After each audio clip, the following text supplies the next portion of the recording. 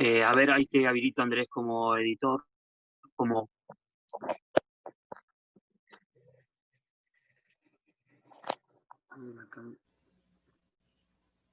Listo, Marce. Ahí te habilito. Eh, hacer peor. Listo, ahí podés compartir. Vale, perfecto. Yo creo que ya, efectivamente ya. Nos quedamos con la pregunta de Lichu. Lichu, ¿ese es tu nombre, Lichu? ¿O es particular? Lisette, profe. Ah, bueno, Lisette. Ok, pero me gusta el Lichu. Suena como una fruta. Aliche. Gracias. Ok, Lichu efectivamente nos hacía pensar en la propensión que tenemos los seres humanos a humillar.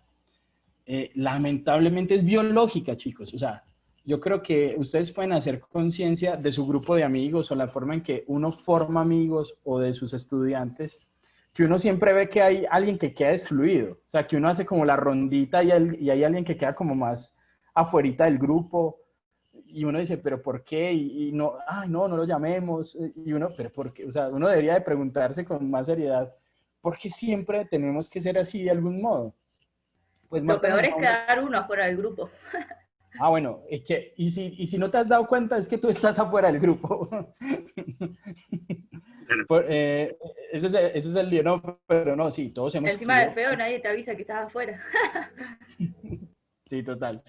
Pero el asunto es que pues todos somos propensos a humillar y a ser humillados. ¿Qué dice Nussbaum al respecto? Ella dice que pues vivimos como en un estado ideal cuando estamos en la placenta pues piénsense que somos seres totalmente egocéntricos quizás, donde la comidita te llega directo, puedes hacer las necesidades fisiológicas directo. De hecho, ya hay estudios que muestran que los niños desde ahí se masturban, por ejemplo. O sea, tienen todo el paquete incluido. Pero piensen cómo es de traumático el hecho de que te saquen de ese lugar, que te sacan violentamente, además, te obligan a salir, ¿cierto? Y que empieces a experimentar algo que los seres humanos podríamos llamar pues la vulnerabilidad en su estado más crudo, porque ya empiezas a llorar, listo, y llega la madre y lo alimenta, ¿cierto? Pero va a llegar un momento donde la mamá, por cuestiones culturales, dice, llore todo lo que quiera, que yo después le doy alimento, usted tiene que aprender. Es decir, te quitan ese sentido de omnipotencia, de ser un pequeño diosecillo, y empieza a ser un ser humano más. ¿Cómo, dice Nussbaum, la forma en que compensamos esa herida, porque queda como una herida en el alma, en el ser humano, una herida originaria, cómo lo compensamos? Claro, creando jerarquías artificiales. Porque si alguna vez fuimos un dios, ¿cierto? Donde todo lo teníamos, éramos el centro del mundo, piensen que alrededor de un bebé, todo el mundo es como, ay, el bebé llora y el bebé y el bebé.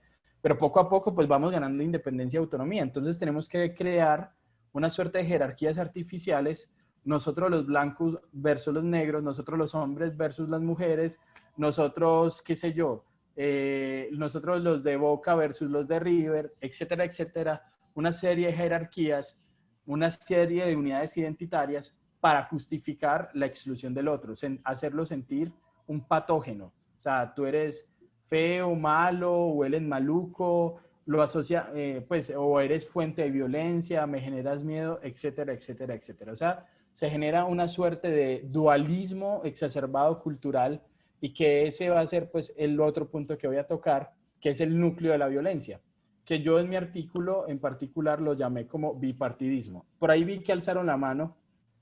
¿Cómo lo llamaste, Andrés? Bipartidismo cultural. Bipartidismo. Que, pues, que lo podemos entender, chicos, como un dualismo exacerbado, un dualismo cultural exacerbado.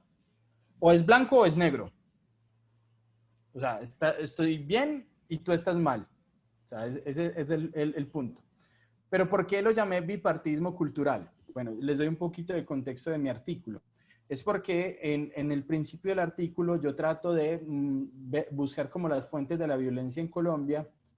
Encontré una autora, Jafé, muy buena, que tiene tres teorías, ¿cierto? La primera es lo que ella llama la teoría del resentimiento, según la cual la violencia en Colombia fue fundamentada por la desigualdad, es decir, porque unos se esforzaban en tener algo y no lo lograban, mientras que otros no se esforzaban y lo tenían, ¿cierto? Entonces, la gran brecha que se fue generando hizo que nacieran grupos guerrilleros, primero en el campo, que fue las FARC, luego en las ciudades, que fue el ELN, ¿cierto? Por un lado. Y por el otro, dice Jaffe que otra fuente de la violencia, no solamente en Colombia, esto aplicaría realmente como una explicación más bien universal, o por lo menos muy general, es la propensión de la ilegalidad, lo que llama Aristóteles la crematística, es decir, la propensión a vulnerar la legalidad, la justicia y preferir modos de vida ilegales que son mucho más rentables. Yo diría que es una explicación que debe ser tomada como al mismo tiempo. Uno piensa, por ejemplo, que hoy en día gana más una persona que no estudia y hace otro tipo de funciones en la vida social que, por ejemplo, un profesor. Y eso genera como una cierta indignación y uno diría, hey, ¿yo por qué no me meto en la ilegalidad o en otro negocio que yo matándome dando clases todo el día, ¿cierto? Y parece como muy razonable en un país donde hay pocas oportunidades. Pero más allá de estas dos explicaciones, viene la explicación del bipartismo cultural. Colombia... Un montón de excusas, Andrés, seguramente. ¿Cómo? Hay un montón de excusas seguramente para caer en un montón de flagelos de la misma sociedad que se nos va... Que traemos desde mucho tiempo y parecen palabras del viejo oeste, cuando era a ver que el bandido era mejor que o ganaba más. La verdad que es del viejo oeste eso. Ya menos mal que estás dando esta charla, esta conferencia. Nada, era solo un aporte. No, muchas gracias. Por aquí también me dice Dulci Bosco, ¿cuál sería ese pensamiento? Te escucho, claro. Hola, profe. Sí. Hola, ¿cómo estás? Yo pensaba con lo que explicaba usted recién, que es muy delgada la línea entre la exclusión y la discriminación, y me gustaría saber su opinión, porque a uno muchas veces le dijeron, vos tenés que aprender a elegir lo que a vos te gusta, y sin querer estás excluyendo y estás discriminando, incluso hasta con una marca de ropa, o sea, más allá de lo social. Sí. Pero dame como un poquito más de contexto, Dulci, porque, o sea, como que marcar la diferencia entre discriminar y excluir. Claro, como que, ¿qué opina usted entre la discriminación y la exclusión? Porque es lo que pasa a nivel social, digamos, ¿no? Que es lo que le inculcan a uno de chiquito, como usted hablaba recién, desde la placenta. Claro. Que no sé, con tu mamá vas a estar más segura, por ejemplo, para dar un ejemplo, que con tu papá, ¿no? En esto de las relaciones familiares, por ejemplo. Entonces ya le inculcan a uno excluir a otra persona. Sí, como si las elecciones fueran necesariamente exclusiones. Claro. Ya te comprendo. Pues hay que matizar entre discriminaciones positivas y negativas. La exclusión siempre se tiene que entender como una forma, como lo diría Axel Honneth, de mal reconocimiento. O sea, la exclusión es realmente un mal reconocimiento de la persona. ¿Y cómo se entiende eso? Desde Honneth, mi estimada Dulci. Se entiende como, por ejemplo, Honneth plantea una serie de instituciones como la familia, el Estado y la sociedad en general, que se relacionan con el sujeto desde una emoción o más bien desde una disposición práctica muy particular. Por ejemplo, la familia desde el amor, ¿cierto? ¿Qué entenderíamos por exclusión? Pues que la familia no te vea con amor, sino que te vea con odio. O sea, todo lo contrario, que no te, o sea, además que sea significativamente excluyente a ti, o sea, a tu propio reconocimiento, que no logres la autoestima. O sea, es lo que, el reconocimiento está dado por una serie de autoesquemas, Dulci. Entonces, la familia te permite, según Axel Honneth, lograr la autoestima, ¿cierto? Darte tu propio lugar, valorarte, que a ti te guste ser tú, ¿cierto? Y la familia es el espacio donde es posible hacer eso. Si tú no logras ser eso, pues es donde efectivamente la familia es excluyente, está teniendo un mal reconocimiento. La típica escena de, por ejemplo, el niño que se va orientando, por ejemplo, para la homosexualidad y que es una familia, qué sé yo, reconservadora y lo haga sentir incómodo con lo que es, ¿cierto? Logra lo que llaman una conciencia de inadecuación, hace que el niño se sienta mal consigo mismo, se sienta inadecuado, una conciencia como, uy, no, si es que gas, es que yo no puedo mirar a un hombre gas, asqueroso, me siento mal, me siento feo, me siento, no sé, pervertido quizás. Y así con cada institución. Luego, entonces, no toda elección es humillante, no toda elección es humillante, sino que donde hay que poner el ojo es en la humillación, en el mal reconocimiento del otro, donde, por ejemplo, no logremos que el otro tenga autoestima, autorrespeto, ¿cierto? Y autorrealización. Esos son los 3 principios. Si una persona no se valora a sí mismo, si no logra exigir sus derechos y si no logra hacer lo que quiere, pues vive en la plena exclusión. ¿Me hago comprender, Claro. Dulce? Sí, sí, profe, le agradezco mucho. Porque, No. como le Tiene que decía, es conocer como sus muy... derechos igual o no. Ok, Dulce, gracias. Sabrina y Angie iban a decir algo, Sí. ¿cierto? Sí, que tiene que conocer sus derechos para poder hacerlos valer. Si no los conoce, en ningún momento va a poder hacer valer sus derechos. Claro, definitivamente. Pero resulta que hay sociedades en donde precisamente el autorrespeto es imposible lograrlo. Porque se genera conciencia de inadecuación. ¿Qué es conciencia de inadecuación, chicos? Es básicamente que el Estado o las instituciones sociopolíticas te hagan sentir que lo que estás viviendo es justo. Te lo voy a poner así como un ejemplo súper colombiano, o sea, más colombiano no puede ser. Hubo un ministro que empezó a regalar casas a diestra y siniestra. Pero cuando uno iba a ver las casas, uno dice, bueno, qué gran avance, la gente sin techo, excelente, pues felicitaciones. Pero eran familias de 10 personas, ¿cierto? Para una casa con 2 piezas, con 2 habitaciones. Y salía la persona, la familia, claro, gracias presidente, gracias ministro, ay sí, todos. Oye, ahí hay una conciencia de inadecuación, prácticamente te están humillando de frente, pero se siente como bien, ¿cierto? Entonces, la familia, el Estado y la sociedad que no logra la autoestima, el autorrespeto y la autorrealización en ese orden, ¿cierto? Respectivamente, pues es una sociedad excluyente per se, o sea, exagerado, y de hecho tiene que ver mucho con esto, porque pues efectivamente para que exista paz tiene que haber esas 3 condiciones, autoestima, autorrespeto y autorrealización como posibilidad. No sé si te quede claro, Angie, me imagino que Angie es la que habló. Sí, bueno, ok, todo claro. Bienvenido a, ¿ese quién es Marce? Pacho.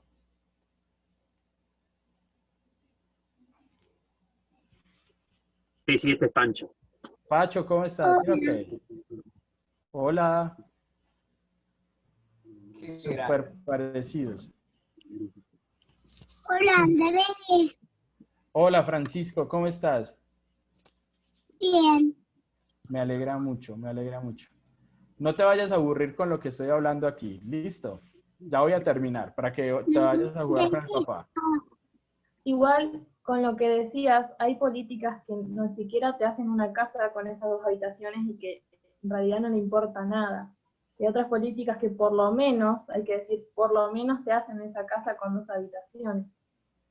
Claro, sí, uno dirá, es el mal menor, pero bueno, que en Argentina, en Colombia vivimos escándalos de corrupción grandes.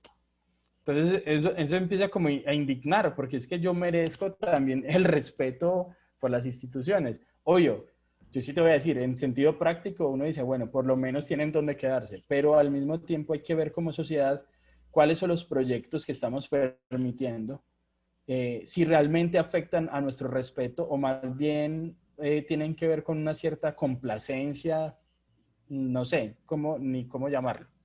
Claro, Pero sí, Andrés, ¿cómo veremos al mundo? Digamos, podríamos llamarlo a gran escala.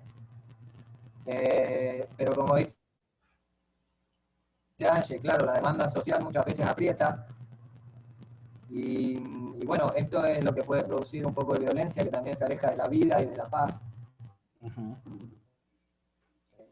Claro, pues Creo digamos que se pueden proyectar mejores valores y mejores aportes a partir de la equidad. Y estoy totalmente de acuerdo con lo que se está comentando, la verdad. Muy interesante. Sigamos, gracias. sigamos. No, pues que sin justicia, les decía al principio, no puede haber paz. Aquí en este punto el bipartidismo cultural o el dualismo exacerbado tiene que ver precisamente como con una cierta disposición cultural, pues obvio, a ver todo blanco, negro, ¿cierto? Y les decía por el contexto de mi país, en mi país hasta más o menos quizás 10 años, sí, solo existieron dos partidos políticos, el conservador y el liberal. No sé si en Argentina pase lo mismo, pues no sé si con el peronismo, yo creo que esa es como la discusión de ustedes, ¿no? Peronismo y contraperonismo, será. Pero en Colombia lo que pasó sí, era una facción pues de derecha y otra facción que también era de derecha porque los liberales no eran pues de izquierda, pero sí un poquito más para acá, ¿cierto? Colombia ha sido súper facho siempre desde sus inicios. Pero sí se oponían en muchas cosas, ¿cierto? Por ejemplo, una pelea clásica era la educación religiosa versus la educación laica, por ejemplo. Los conservadores decían, queremos educación religiosa, los liberales no, el Estado tiene que ser laico, ¿cierto? Y los conservadores se metían un poquito más en la cama de los ciudadanos, los liberales decían, no, no importa lo que haga el ciudadano en su cama, en su privacidad, en su fuero, ¿cierto? Entonces eran como dos posiciones totalmente pues como contrarias. Esperen por aquí.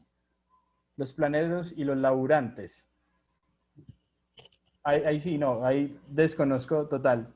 De pronto luego me dan el contexto. El caso es que esta disposición, chicos, de bipartidismo cultural se tiene que entender sobre todo con algo que ya vamos a entrar en otro autor. Yo les he venido hablando con muchos autores, pero vamos a hablar ya de otro autor que se llama Richard Bernstein, ¿cierto? Pragmatista, además, que escribe un libro justo cuando pasa lo del 11 de septiembre y cuando Bush empieza a utilizar un discurso que fue el discurso del mal radical, ¿cierto? Contra todo este lado oriental que ni siquiera discrimina quién es, pero Oriente es un peligro inminente y es el mal radical de la sociedad y hay que eliminarlo. Eso fue de hecho el discurso que impulsó la lucha contra el terrorismo. Entonces Bernstein parece ser muy útil precisamente para decirnos que en este bipartidismo cultural se fundamenta en algo que él llama un dogmatismo. Un dogmatismo o un fanatismo, ¿cierto? ¿Por qué un dogmatismo o un fanatismo? Porque, pues, el bipartidismo cultural está mediado por una discusión muy, muy vieja, aunque aquí Marcelo Bonjoan se puede enojar conmigo, y es la pelea de la verdad objetiva, ¿cierto? Que los pragmatistas sabes que peleamos constantemente con ella y pues en este caso nuestro diagnóstico de la realidad es que entre más verdad objetiva entre la democracia, es decir, entre más personas lleguen y digan yo, el partido conservador o los planeros, no sé, tengo la verdad, menos democracia hay, ¿cierto? Y más está haciendo alusión a una posición dogmática y fanática. Luego, entonces, lo que plantea Bernstein es que tenemos que cuidarnos de ese vicio. ¿Por qué? Porque se acuerdan de la herida originaria que hablamos con Nussbaum, esa propensión a humillar.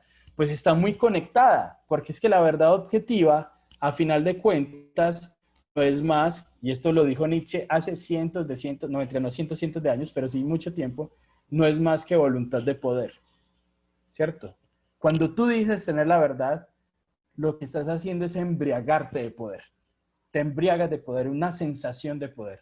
Dulcio, eso bien, te embriagas de poder y efectivamente lo que va pasando entonces es que te vuelves un autoritario, ¿cierto? Un autoritario epistemológico y ese es el mayor miedo al que tenemos que tenerle en una democracia que se presuma que tiene una cultura de paz. En una cultura de paz tiene que fungir primero la deliberación antes del autoritarismo epistemológico. Ojo, no estoy diciendo que todo valga y no estoy diciendo que con esto vamos a caer en un relativismo cultural, que puede ser el argumento que Marcelo puede alzar y decir, ah, che, pero no sé qué. Bueno, no, resulta que no tiene que ver con relativismo cultural, sino que tiene que ver con, oye, evitemos el uso de conceptos transhumanos como la verdad absoluta, como Dios, ¿cierto? Y conceptos que son humanos, pero que lo vamos poniendo como con mayúscula. O sea, los vamos elevando a un punto de divinidad que se vuelve, ¿cómo decirlo?, indiscutible. Lo que llama Richard Rorty justificaciones punto, ¿cierto? O sea, hasta ahí y ya. O sea, ¿por qué no podemos cambiar tal práctica discursiva? ¿Por qué no? Se vuelve un autoritarismo epistemológico, un autoritarismo porque yo tengo una verdad objetiva. ¿Cuál es la cura contra la verdad objetiva? Contra esa propensión a querer tener poder al tener la verdad. Pues Richard Bernstein le pone un nombre muy feo a mi gusto, le pone falibilismo, ¿cierto? Plural, experimental. Qué nombre tan feo. Rorty lo va a llamar ironía solidaria o ironismo solidario, que es la misma cosa.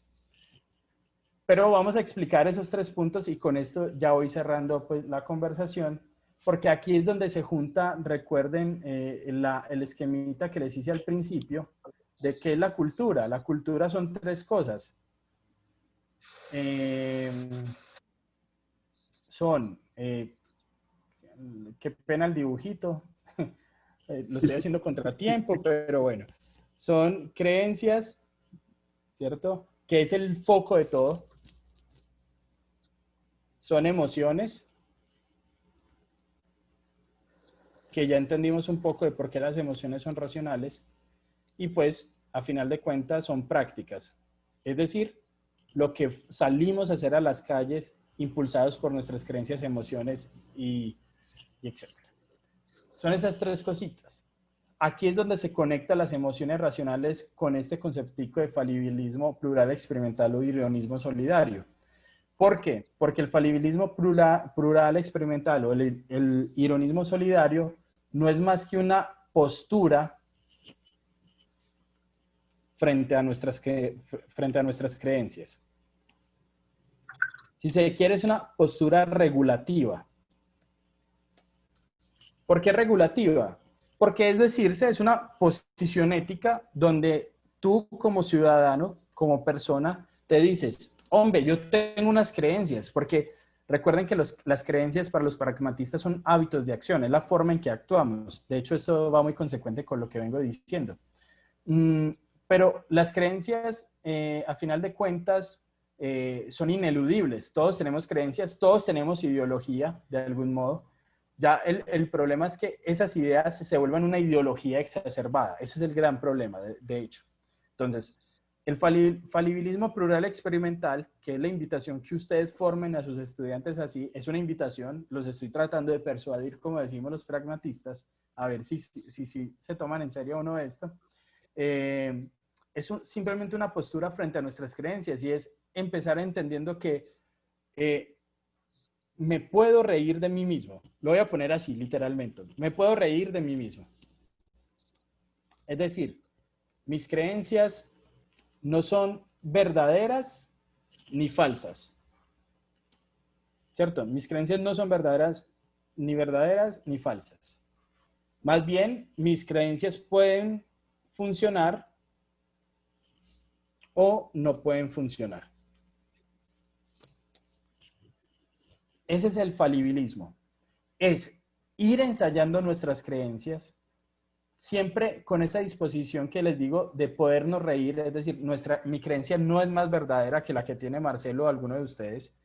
Es una disposición que cada tanto hay que hacer, como, hey, yo me estoy tomando demasiado en serio esta creencia, ¿por qué no la pongo en duda? O sea, es algo sano, ¿por qué no?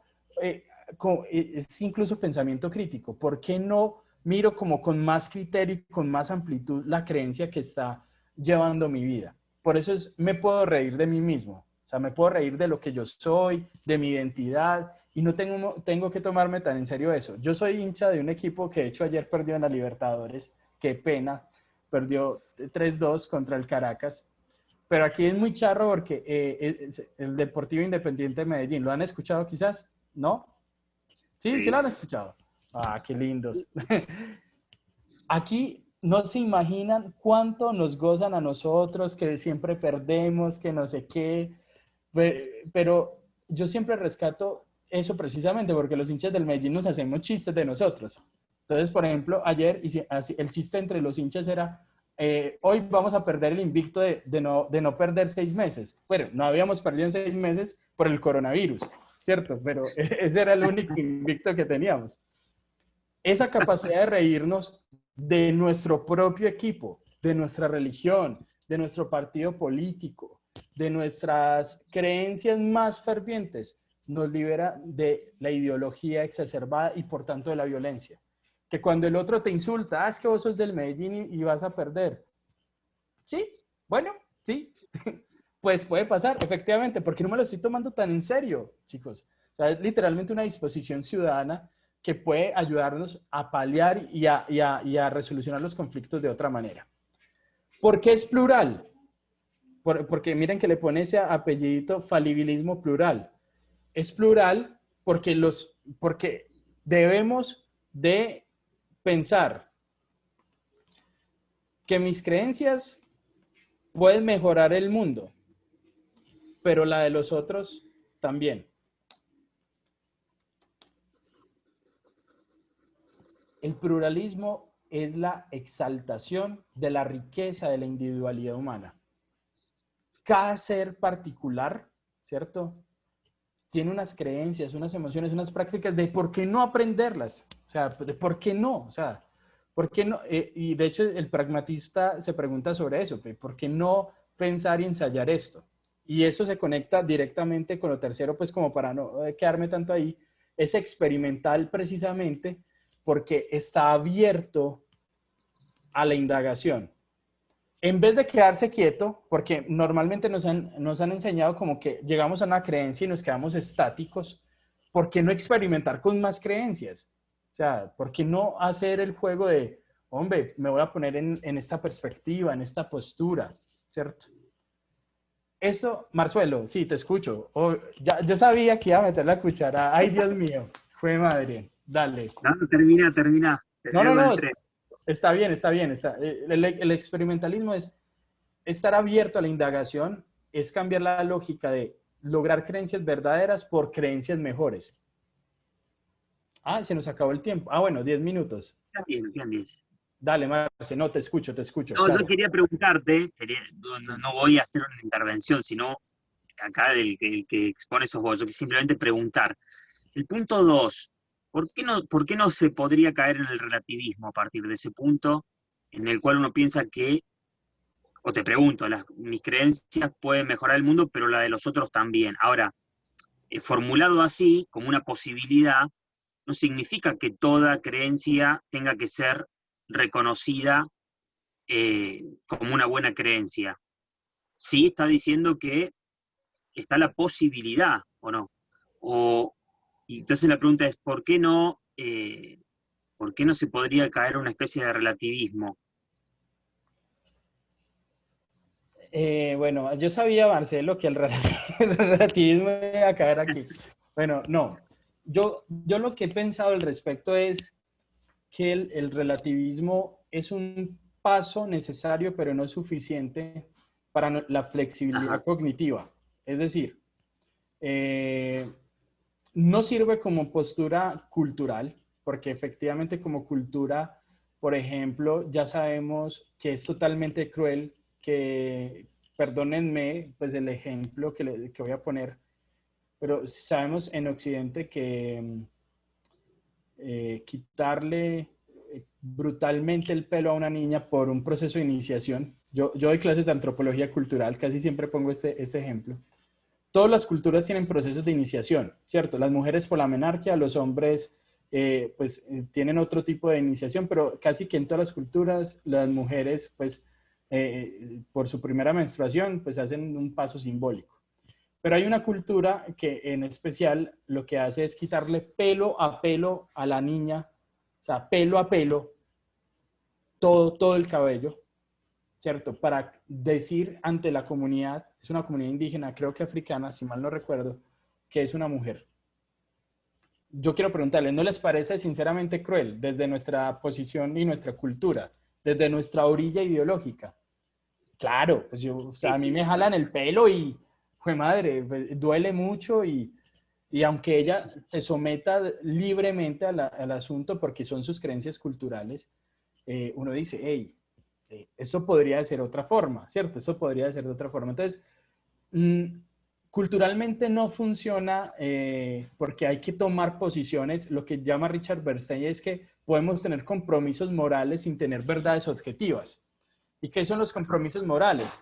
Pues los compromisos morales es con todo aquello que hemos identificado que es cruel y casi que es un proceso muy kantiano, yo creo, esa postura de que vamos ganando convicciones con el tiempo.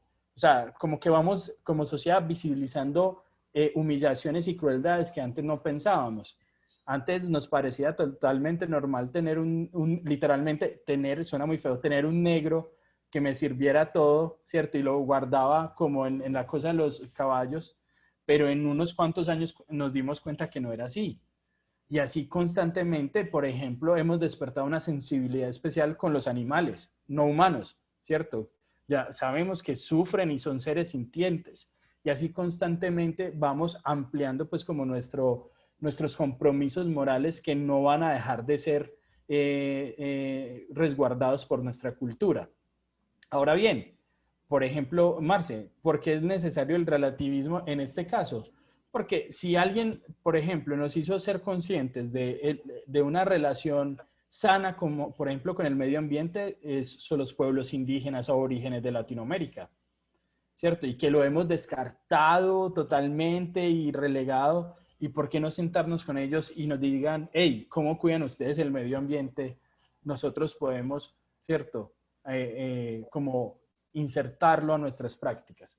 Aquí está muy mediado el tema de la deliberación, sin duda, Marce, pero no es relativismo en cuanto uno puede asumir compromisos morales que ya están dados por el progreso moral y que son intuiciones que no estamos dispuestos a negociar. O sea, por ejemplo, si Occidente se permite nuevamente un campo de concentración nazi, pues, hombre, o sea, eso sí es la hecatombe. Los seres humanos necesitamos valores para orientarnos, pero esos valores no los podemos defender de manera objetiva. Ese es el asunto. Los valores se van construyendo entre todos. ¿Te parece bien, Marce? Sí, me parece. ¿Queda satisfecho una pelea, no? Frente a un pragmatismo? Una respuesta consistente. Ah, ok, perfecto. Ya, pasélo, ya me relajo. Chicos, termino precisamente con esto del ironismo solidario. De hecho, el apellido completo que utiliza Rorty es ironismo liberal solidario. Es una propuesta muy propia de él. Pero sí quisiera terminar con esa invitación de que nos volvamos un poquito más ironistas, un poquito más liberales y un poquito más solidarios. No liberales políticos, pero sí, pongámoslo, liberales éticos. Como que volvámonos un poquito más ironistas. Ironista es aquel que efectivamente es capaz de dudar de sus creencias últimas, de las creencias que más lo mueven identitariamente, y eso es muy necesario, esa dosis. De hecho, en nuestras propias vidas, pero también en la democracia. Una democracia sin risa es tiranía, definitivamente. O sea, cuando en un país se censura, por ejemplo, la caricatura, algo muy malo está pasando ahí. O sea, de verdad que puede ser lo peor. Que se vuelvan liberales en tanto su mayor compromiso ético sea menguar la crueldad y la humillación. Y tercero, que se vuelvan solidarios, porque la solidaridad no es otra cosa que ampliar la lealtad.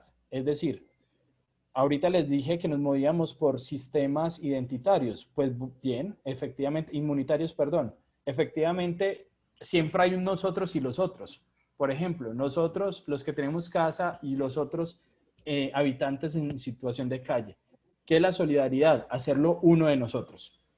O sea, la solidaridad es precisamente ir ampliando nuestra lealtad con el otro, tratando de llevarle hasta allá todos los beneficios que tenemos como nosotros y ir constantemente construyendo entre todos la paz. La paz es eso, chicos. O sea, más ironía y más solidaridad. Menos creer que nosotros tenemos la verdad y más la propensión a cooperar con el otro. No tengo más que decir sino eso. Yo les agradezco mucho la atención. No sé si tengan dudas, preguntas, exorcismos. Es Los una escucho con toda sola, atención. no se importa. ¿Cómo? No, la verdad que quería, bueno, te estuve agradeciendo, pero me gustaría si nos pudieras acompañar en otro momento para continuarla como una charla. La presentación estuvo buenísima y bueno, poder continuar ampliando un poco todo esto está fantástico, la verdad que muy concreta la charla, muy buena. Franco, no, Ojalá muchas gracias. apuntemos a esos ideales, a esos valores, a esos aportes. Ojalá seamos esos supermaestros también. Y que en el semillero está donde depositamos cosas buenas. Bueno, un saludo por mi parte. Franco, mil gracias. En serio que eso me anima mucho. No fue un buen día para mí hoy, pero esta charla sí que me alegró el día. Y Franco, te agradezco las palabras. Ojalá, Marce, que me vuelva a invitar, claro que sí. Y más que invitar por aquí, que me lleve hasta allá a esquiar. Sí, ya te invité hoy. Hoy te envié unos videos ahí para que me te antojara. endulces un poco más. Sí. Claro. Miren, queda un minuto.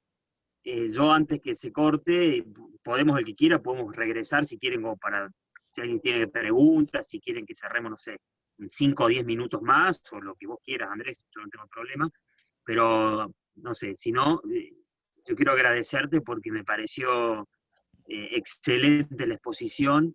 Yo creo que habilita para seguir pensando la cuestión. Me interesó muchísimo las articulaciones que hiciste entre Rorty, bueno, Bernstein, y también entre Nussbaum. Me parece que hay ahí articulaciones interesantes para seguir pensando la cuestión de la paz. Muchas preguntas, que bueno, yo no quiero ocupar el tiempo tuyo, por eso me parece que está genial dejarte que vos lo desarrollaras, porque muchas cosas se fueron aclarando para mí, ¿no? Con el desarrollo de los temas y se tornó súper interesante. Obviamente que estás súper interesado, cuando quieras armamos otro tema, o el mismo, la continuación con algunas aclaraciones, especificaciones que me pareció genial. Y